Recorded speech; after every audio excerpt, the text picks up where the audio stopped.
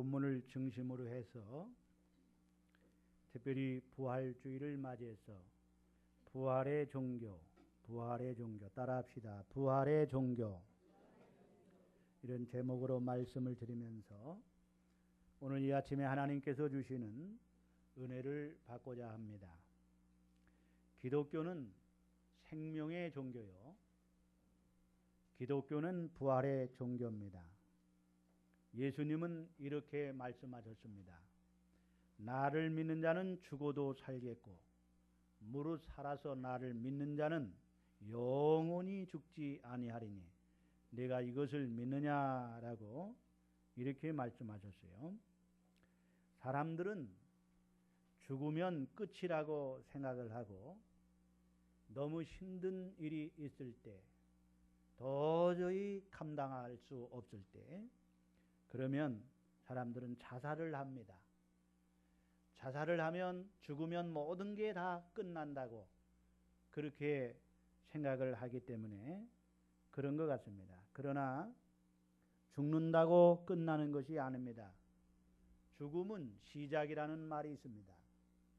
한 번 죽는 것은 정한 것이요, 그 후에는 반드시 심판이 있다고 말씀하는 것입니다. 그리고 부활이 있습니다. 인도에 힌두교를 믿다가 기독교로 개종한 선다싱이라는 그런 사람이 있습니다. 그가 영국을 방문했을 때의 일입니다. 많은 사람들이 그에게 질문을 했는데, 그는 대학 교수가 질문을 던졌습니다. 어느 대학 교수가 질문을 던졌는데, 당신이 오랜 동안 젖은 전통의 힌두교를 버리고 기독교를 믿게 된 이유가 무엇입니까? 그렇게 물었어요. 그랬더니 그가 대답하기를, 힌두교와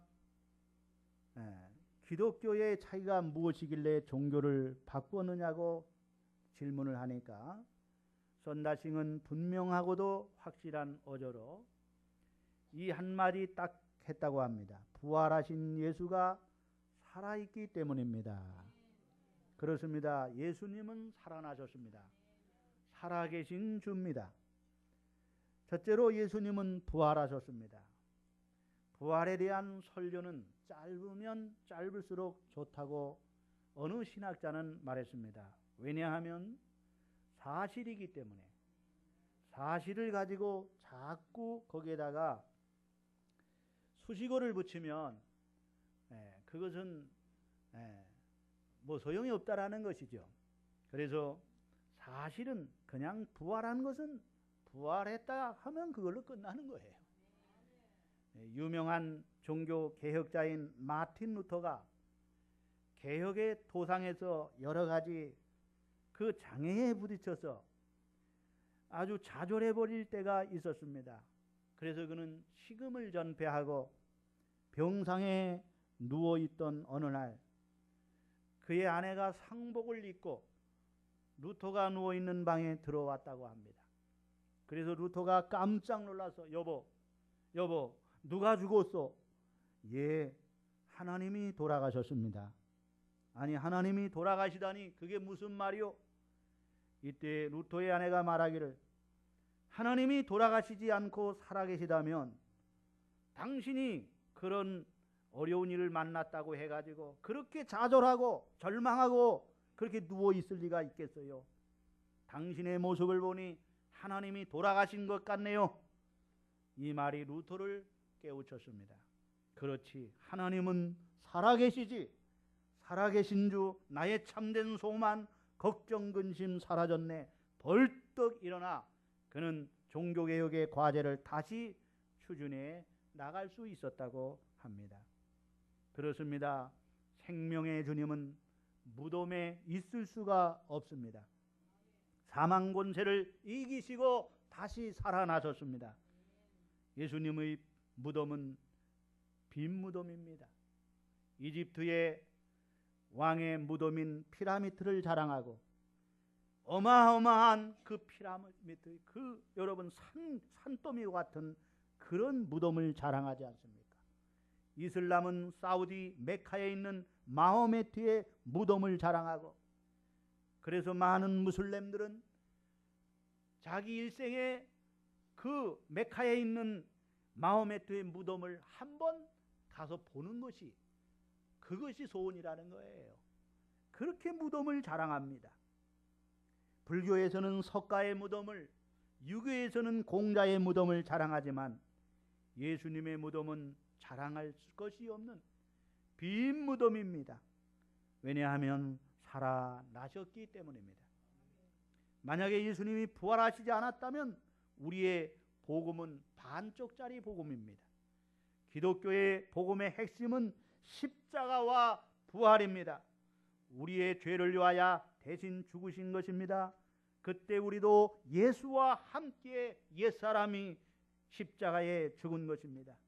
죄에 대하여는 완전히 죽으신 것입니다. 그리고 예수님은 의에 대하여 다시 살아나셔야 되는 것입니다. 그래서 예수님이 부활하신 것입니다. 부활하시지 않았다면 우리는 아무것도 아닙니다. 우리의 믿음도 헛것입니다. 여러분, 정말 예수님이 부활하시지 않았다면요, 우리는 아무것도 안 해요. 불신자보다 어떻게 보면 더 불쌍한 자라고 바울은 말하고 있는 것입니다. 그러나 예수님은 분명히 부활하셨습니다. 예수님이 우리의 죄를 위하여 십자가에서 죽으셨습니다. 그리고 의를 위하여 다시 부활하심으로 완전한 구원을 완성하신 것입니다. 할렐루야. 그러므로 여러분, 우리가 세례라는 것은 뭡니까? 바로 죽고 사는 겁니다. 다시 말하면 십자가와 부활이에요. 따라합시다. 세례는 십자가와 부활이다. 예수와 함께 우리의 옛사람이 십자가에서 죽고 예수님이 다시 살아나실 때 우리도 의의 사람으로 다시 살아나 새 생명을 얻게 된 줄로 믿습니다. 그러므로 예수님이 십자가에서 죽으셨다면 반드시 살아나셔야 구원의 완성이 이루어지는 것입니다. 예수님이 부활하시지 않았다면 예수님은 실패한 것입니다. 그러나 예수님은 다시 부활하셨습니다. 할렐루야. 그래서 기독교는 철저하게 십자가와 부활의 종교인 것입니다. 두 번째, 예수님의 부활은 역사적인 사건입니다. 따라합시다. 예수님의 부활은 역사적인 사건이다. 성경의 모든 이야기가 단순한 사람이 지어낸 그런 이야기가 아닙니다. 스토리가 아닙니다. 어떤 신화가 아닙니다. 이것은 히스토리, 역사입니다. 역사적인 사건이요. 하나님의 역사를, 이스라엘의 역사를 통해서 보여주고 있는 것입니다. 예수님의 동정녀 잉태도 역사적인 사건이요. 예수님이 십자가에서 죽으심도 역사적인 사건이요.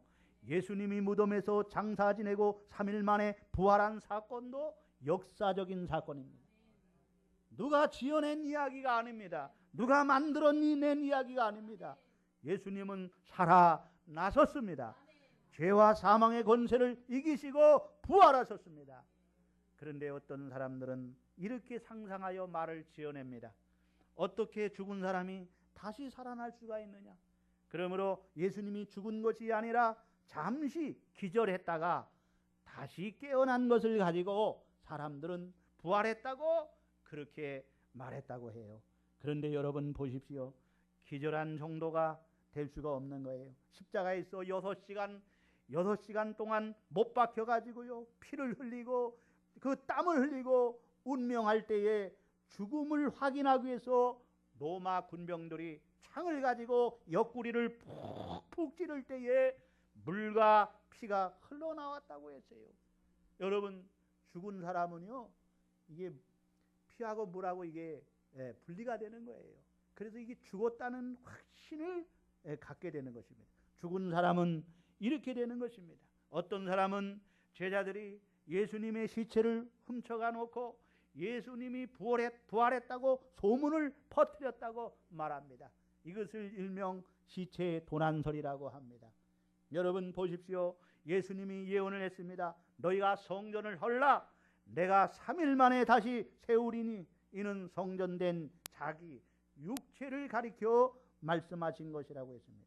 이렇게 예수님께서 3일 만에 다시 살아날 것을 예언했기 때문에 빌라도는요 군사를 풀어가지고요 철동같이 이 무덤을 지켰습니다. 개미 새끼 한 마리 얼씬도 못하도록 지켰습니다. 도저히 시체를 훔쳐가지고 나온다는 것은 불가능한 일이었습니다. 또 어떤 사람은 이렇게 말합니다.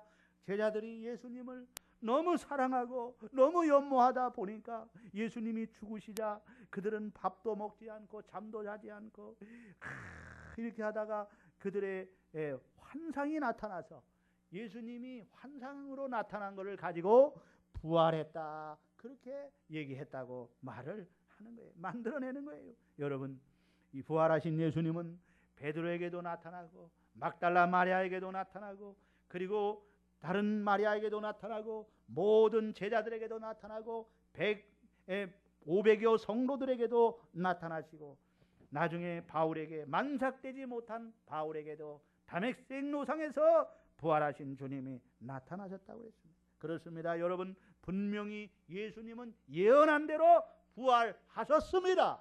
부활은 역사적인 사건입니다. 세 번째, 예수님을 믿는 우리 모두도 부활합니다. 따라합시다. 예수 믿는 우리도 모두 부활한다. 왜냐하면 예수님은 부활의 첫 열매이기 때문입니다. 유실수에서 처음 사과 열매가 맺었다면 그 나무는 분명히 무슨 나무요? 사과나무입니다. 열매를 보아서 그 나무를 알 수가 있습니다. 그러면은 그 다음에도 뭐가 열릴까요? 사과 열매가 맺습니다. 그 다음에도 계속해서 사과 열매가 맺는 것입니다. 그와 같이 예수님은 부활의 첫 열매가 되셨기 때문에 예수님께 붙어 있는 자, 예수님과 연합된 자, 예수님을 믿는 자는 다 같이 예수님 재림할 때에 예수님과 같이 예수님이 부활했듯이 우리 모두도 다 부활된다는 거예요. 예수님 부활은 그러므로 내 부활입니다. 따라합시다. 예수 부활, 내 부활이다. 여러분, 영혼만 천국에 간다면 반쪽짜리 인생인 것입니다. 영혼과 육체가 연합하여 신령한 몸으로 변화해서 천국에 영원히 살게 되는 것입니다. 잠자리가 유충일 때에는 물속에서 삽니다. 그러다가 일정한 시간이 흐르면 잠자리 유충은 과거 물속에 살던 유충의 모습을 탈피하고 이제 전혀 새로운 모습의 잠자리가 돼서 하늘을 마음껏 날아다니며 삽니다. 여러분, 누가 물속의 유충을 보면서 잠자리의 모습이라고 생각이나 했겠습니까? 유충의 모습과 잠자리의 모습을 비교가 불가합니다. 전혀 다른 모습입니다. 사는 것도 다릅니다. 잠자리의 유충은 물속에서 헤엄쳐 살지만은 잠자리는 하늘을 날아다닙니다. 잠자리의 유충은 영원한 유충으로 남아있지 않습니다. 유충의 모습을 탈피하는 순간 전혀 새로운 모습으로 새로운 세계에서 사는 것입니다.